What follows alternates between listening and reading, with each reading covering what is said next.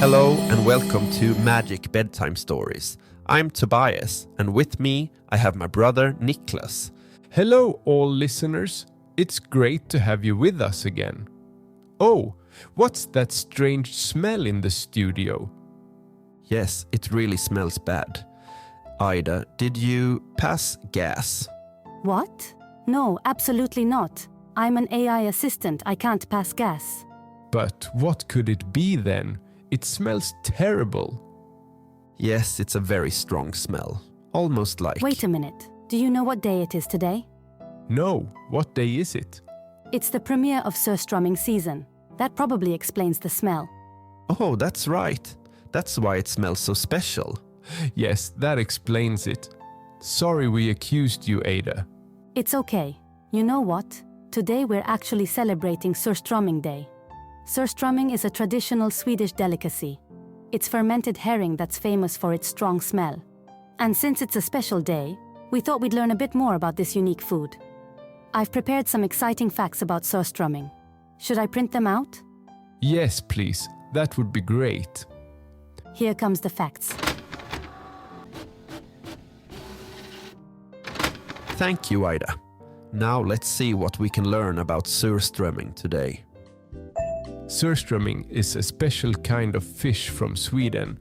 It's made by letting the fish ferment, similar to how yogurt is made. This gives surströmming a very strong smell and taste. But many people think it smells bad, but those who like surströmming say it tastes delicious. Surströmming has been eaten in Sweden for a very long time, since the 1500s. Back then, people didn't have refrigerators, so they needed to find ways to store food for a long time without it going bad. By letting the herring ferment with a little salt, they could save it and eat it later. Pretty smart, right? Every year in August, it's the premiere of surströmming season. That's when they start selling this year's surströmming in stores. In the past, there was even a law that said you couldn't sell surströmming before a certain date. This was to make sure the fish had fermented long enough and become really tasty. When eating surströmming, people usually make a kind of sandwich called a klemma. They take 2 pieces of hard flatbread, spread butter, add boiled potatoes and surströmming, and press it together like a double sandwich. With this, they drink milk or beer. Some people like to add onion or sour cream too. Surströmming is mostly made in northern Sweden, along the coast of Norrland. There's even a surströmming museum there, where you can learn all about how surströmming is made and how it has been eaten throughout history. If you go there, you can also visit a restaurant that serves surströmming in different ways, even on pizza. Wow, that was really interesting.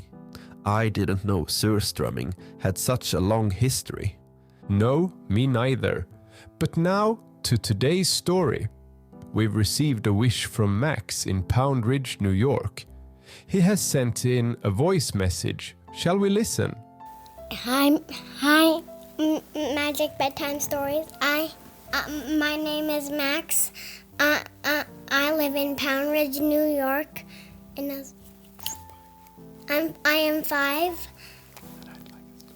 I'd like a story about a trash can named Smelly, and it travels in a jungle and makes it and notices that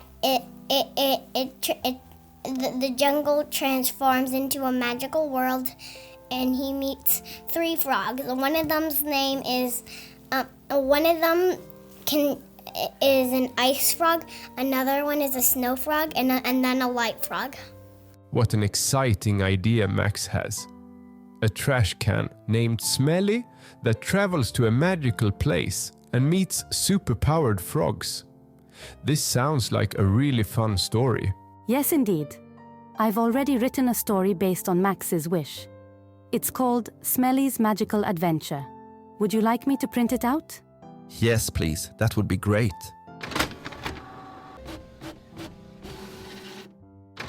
Thank you, Aida. Now, it's time for Tobias to read tonight's story. Here comes Smelly's Magical Adventure. In a quiet alley behind a bustling city street, there lived a trash can named Smelly. Smelly wasn't like other trash cans. He had big, curious eyes and a heart full of dreams. Every day, he watched people walk by, wishing he could go on adventures like them. One night, as the stars twinkled above, something extraordinary happened. A shooting star zoomed across the sky, leaving a trail of sparkling dust. Some of the magic dust sprinkled onto Smelly, and suddenly he felt different. With a wobble and a shake, Smelly realized he could move. He hopped out of his spot and rolled down the street, giggling with excitement. As he rolled faster and faster, the world around him began to blur. When everything came back into focus, Smelly found himself in a strange, colorful place. The grass was purple, the trees had rainbow leaves, and the sky was a swirling mix of pink and orange. "Where am I?" Smelly wondered aloud. "Welcome to Frogtopia," croaked a voice. Smelly turned to see 3 peculiar frogs sitting on a giant lily pad. One was as white as snow, another glowed like a light bulb, and the third sparkled like an icicle. "I'm Frosty," said the snow-white frog. "This is Gleam," he pointed to the glowing frog. "And that's Crystal." He nodded toward the icy frog. "Nice to meet you," said Smelly. "I'm Smelly the trash can. How did I get here?" Gleam's body flickered as she spoke. "The magic star dust brought you here. It only brings those with pure hearts and big dreams." Crystal hopped closer, leaving a trail of tiny ice crystals. "We've been waiting for someone like you, Smelly. Our world is in trouble, and we need your help." Smelly felt a mix of excitement and nervousness. "Me? But I'm just a trash can. What can I do?" Frosty explained. "The evil litter bug is covering our land in garbage. We need your help to clean it up and teach everyone about taking care of our world." Smelly puffed up with pride. "Well, collecting trash is what I do best. Count me in." And so their adventure began. Frosty used his snow powers to create slides, helping Smelly reach tricky spots to collect trash. Gleam lit up dark areas, making sure no piece of litter was left behind. Crystal froze puddles of goop, making them easy for Smelly to scoop up. As they cleaned, the inhabitants of Frogtopia, talking flowers, singing butterflies, and dancing mushrooms, came out to help.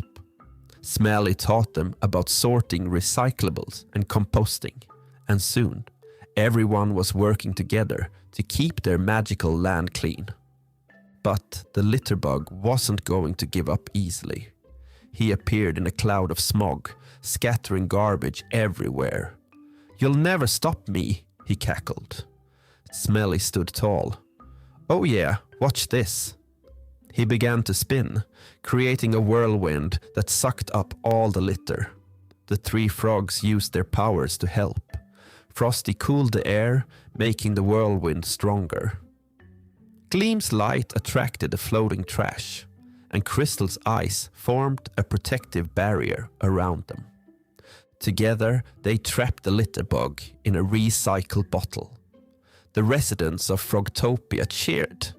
As a reward for saving their land, the 3 frogs granted Smelly a wish. Without hesitation, Smelly said, "I wish for the power to clean up my city back home and teach others about taking care of our world." In a flash of light, Smelly found himself back in his alley. But now he was shiny and new, with extendable arms for picking up litter and a built-in recycling sorter. From that day on, Smelly worked tirelessly to keep his city clean. He shared the lessons he learned in Frogtopia and soon everyone in the city was doing their part. The alley became a beautiful, clean place where flowers grew and birds sang.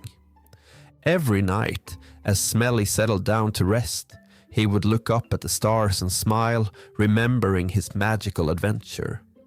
And sometimes, if he looked very closely, he could see 3 tiny specks, white, glowing and sparkling, hopping across the moon. And he knew his frog friends were watching over him.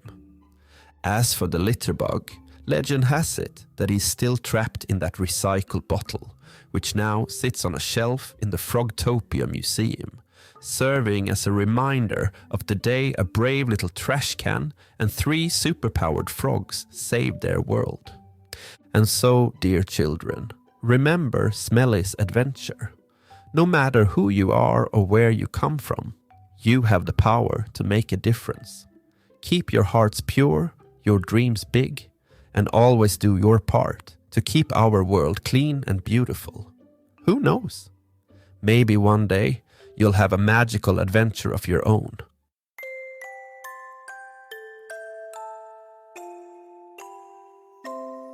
What a wonderful story. Thank you so much, Max, for your fantastic idea. And thank you, Aida, for writing such a lovely tale. Thank you. It was really fun to write a story about magic and unexpected friendships.